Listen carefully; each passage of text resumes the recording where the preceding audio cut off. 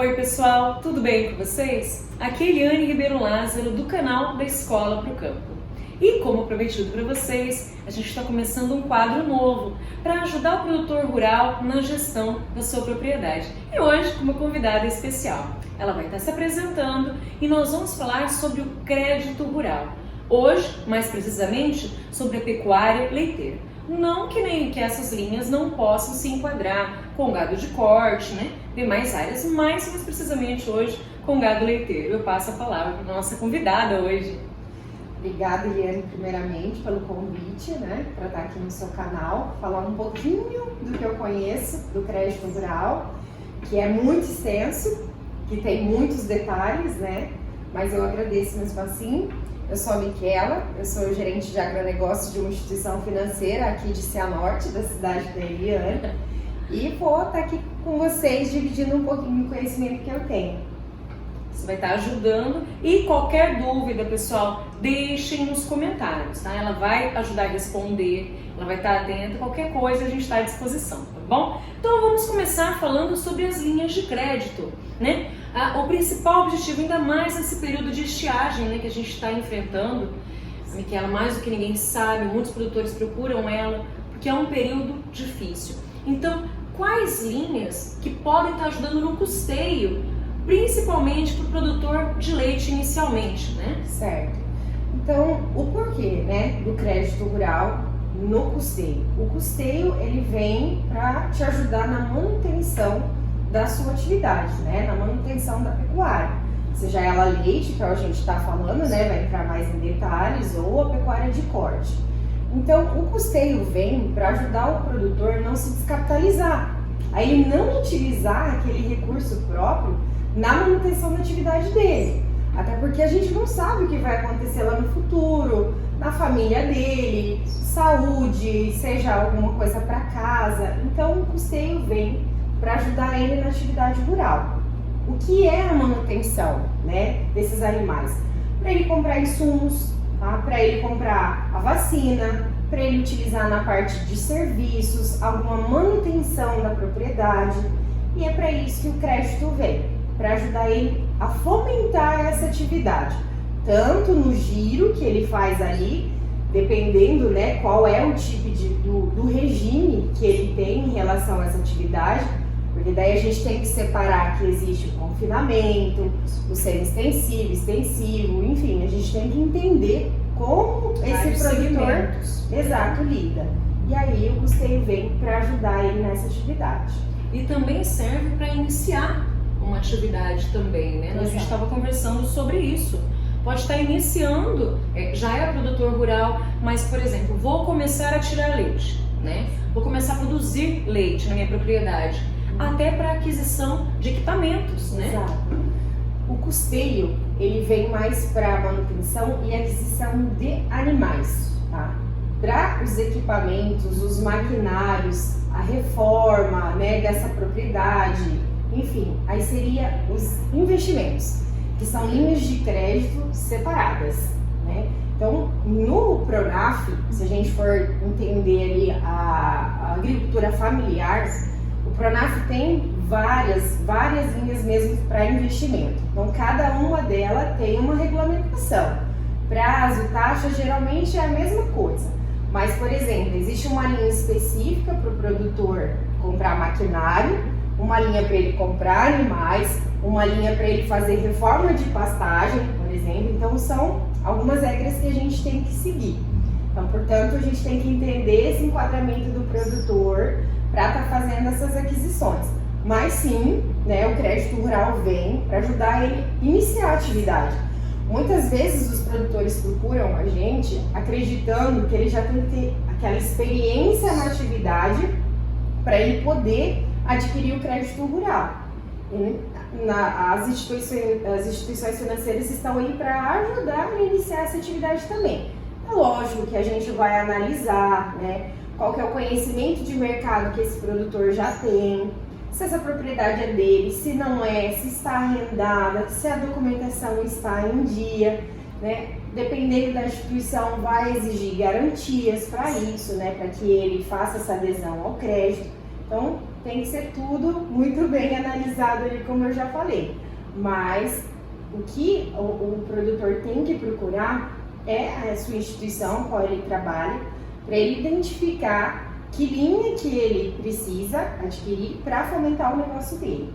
Aqui vai se enquadrar a realidade dele, né? Então, de acordo com o tamanho, com a estrutura, como que é a forma de trabalho, ele vai procurar uma para se adequar. Isso. E eu acho muito bacana que a gente às vezes mistura tudo. Não, vou procurar um financiamento, né? Acha que é tudo, que seria a mesma coisa, e não é. Existem várias formas de trabalho, qual vai se enquadrar melhor, né? No caso aqui que a gente está trabalhando hoje, está discutindo sobre a pecuária leiteira. E muitos são pequenos produtores também, né? Então, a questão da propriedade, dos arrendamentos, né? E taxa de juro e prazo. E como que funciona para o produtor ele está adquirindo, ele conseguir esse custeio inicialmente, que é que a gente está necessitando muito nesse período, né? Muitos inscritos perguntaram, pessoal, com relação ao custeio. Como que funcionaria? Bom, primeiro, como eu já trouxe aqui, essa questão do enquadramento do produtor. Isso é muito importante a gente saber, porque é nesse enquadramento que a gente vai entender qual a linha de créditos que vai atender esse produtor, prazo, taxa, quais as condições que a gente consegue oferecer para ele. Hoje a pecuária de leite, principalmente na nossa região, você sabe, seria agricultura familiar, é o pequeno produtor. Então, como o pequeno produtor consegue adquirir o crédito rural? Em primeiro lugar, ele tem que ter a DAP, que é a Declaração de Aptidão ao Pronaf. Aqui no nosso estado do Paraná existe o IDR, que é a antiga Emater, que é o instituto que vem, né, junto ao produtor, faz análise ali daquela atividade dele e então verifica se ele pode ter essa DAP, esse documento ou não. O produtor, para ter essa DAP, ele precisa ter no mínimo 50% da receita dele anual proveniente da atividade rural dele. Então vamos imaginar que esse produtor, além da pecuária de leite, ele tem uma outra atividade paralela. Vamos supor que ele é um funcionário de alguma empresa privada. Ele tem que comprovar que a atividade dele lá de leite dá para ele mais de 50% ali da receita, do salário dele no ano, para ele conseguir tirar essa DAP.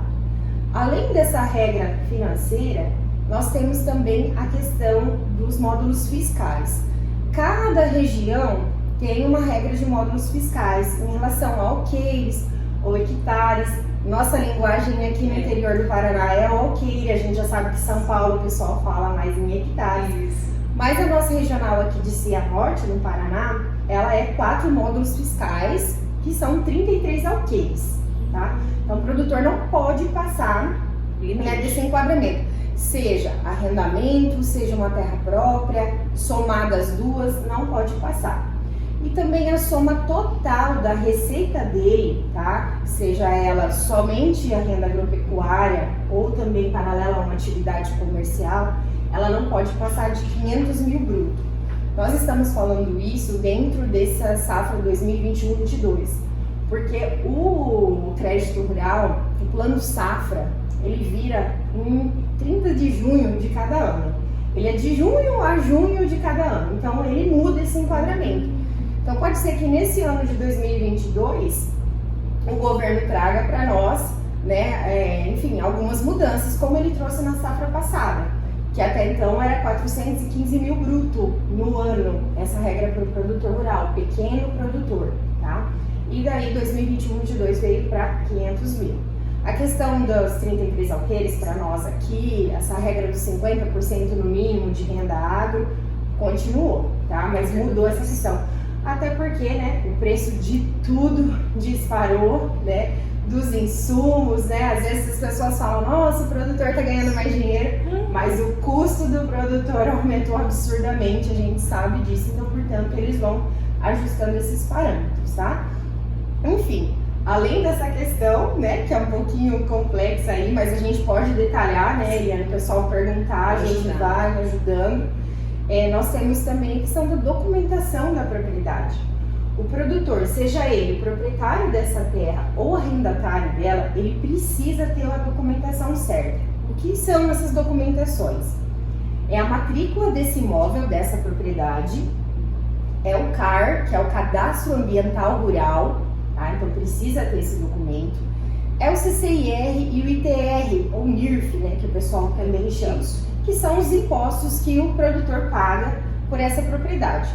Se no caso ele for um arrendatário dessa propriedade, ele também precisa ter o contrato de arrendamento com o proprietário legal dessa área, tá? Porque neste contrato ele firma a parceria qual dá direito a ele que ele realmente toca aquela terra, ok? Então isso também faz parte dessa composição de documentos para a gente poder analisar o crédito e assim ver se é possível conceder.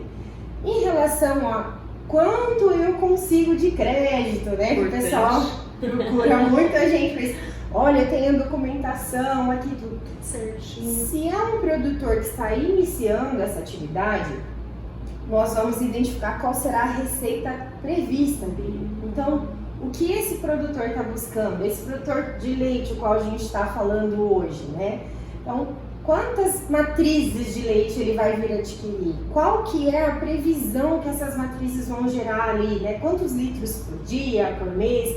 E a gente vai fazer uma receita prevista para ele. Em cima dessa receita prevista, a gente também vai fazer um custo previsto dessa atividade que ele vai ter, que em média seria ali 55% em cima dessa receita, e também vamos identificar o que esse produtor já tem de endividamento em cima do seu CPF. Isso conta muito, porque às vezes ele tem uma casa financiada, um carro, até o seu cartão de crédito também compõe essa dívida. Então nós precisamos entender qual é a realidade desse produtor, para aí então a gente poder passar para ele a informação, olha, seria tal valor que nós vamos conseguir liberar para você. Eu não vou entrar aqui no mérito de garantia para essa operação, porque isso vai de instituição para instituição. Então, cada uma vai identificar o que ela vai pedir para esse produtor. Se já é alguém que tem relacionamento junto à sua instituição há algum tempo, talvez ele vai ter uma facilidade maior. Se é alguém que está chegando agora, sem histórico, sem relacionamento, talvez ele seja ali, não obrigado, eu diria assim, mas vai haver a necessidade de apresentar um analista, uma garantia real que seja. A princípio é isso, Eliane. Para garantir, né, pessoal? Porque não adianta, às vezes a pessoa cai de paraquedas na atividade, a gente tem muitas pessoas, às vezes, começando agora. Tem muitas pessoas comprando propriedade, começando, iniciando, e não tem movimentação. Né? Então, às vezes, acaba se esbarra nesse detalhe também, tá, pessoal? Então, tem que observar isso também, essa questão da movimentação. E uma coisa que ela comentou comigo outro dia, que eu achei interessante, na hora de montar o projeto de financiamento, não é a tua renda ali bruta que conta, na verdade, é o teu custo, né, de produção. Quero que ela explique isso, porque é um detalhe muito interessante e a maioria dos produtores não sabe disso, né? É um detalhe bacana se ter essa noção. A manutenção, que é o custeio, o que esse custeio financia? Financia o teu custo. Então nós precisamos entender qual é o custo da tua atividade, né? No que você está gastando em relação a essa atividade. Os insumos, as vacinas, enfim, o pasto, a mão de obra que é aplicada ali, seja só o produtor nessa atividade, ou ele tem um parceiro, ou ele tem um empregado. Então a gente precisa entender a composição desse custo, para então levantar esse crédito para você. Porque o crédito vem financiar teu custo, não vem para te dar mais receita, olha mais só, dinheiro. Que interessante. E continua no próximo vídeo. Um abraço e até mais.